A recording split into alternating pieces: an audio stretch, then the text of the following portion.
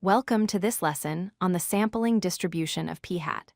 Today, we are going to explore how sample proportions behave when we take multiple random samples from a population. We will understand the expected value and the standard error of this distribution. First, let's distinguish between the population parameter and the sample statistic. The letter P represents the true proportion of success in the entire population. It is a fixed number, but we usually don't know it.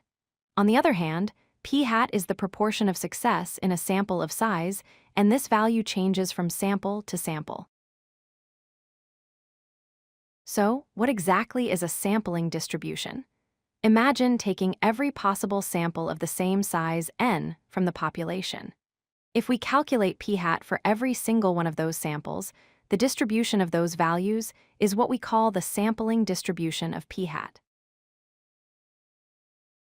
Now, let's look at the center of this distribution. If we take the average of all possible p-hat values, we get exactly p, the true population parameter. Because the mean of the sampling distribution equals the population parameter, we say that p-hat is an unbiased estimator of p. Next is the spread, or variability. We measure this using the standard deviation of p-hat.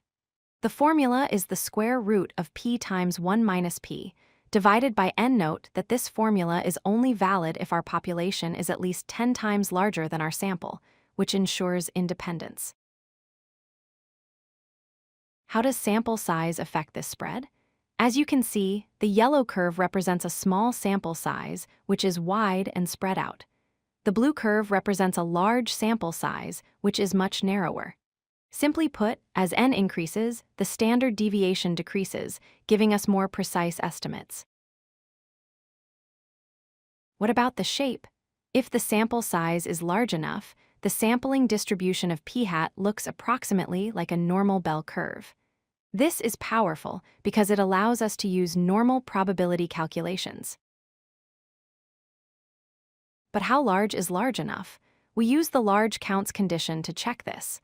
We need the expected number of successes, n times p, and the expected number of failures, n times 1 minus p, to both be at least 10.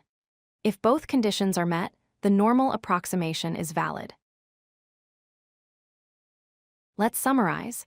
The shape is approximately normal if the large counts condition is met. The center is at p, the true population proportion. And the spread is determined by the standard deviation formula shown here, provided the 10% independence condition is satisfied. Understanding these properties is crucial. They form the mathematical foundation for inferential statistics, allowing us to create confidence intervals and perform hypothesis tests for proportions. Thanks for watching. If you like this video, hit that like button and don't forget to subscribe. Visit codelucky.com for more such useful content.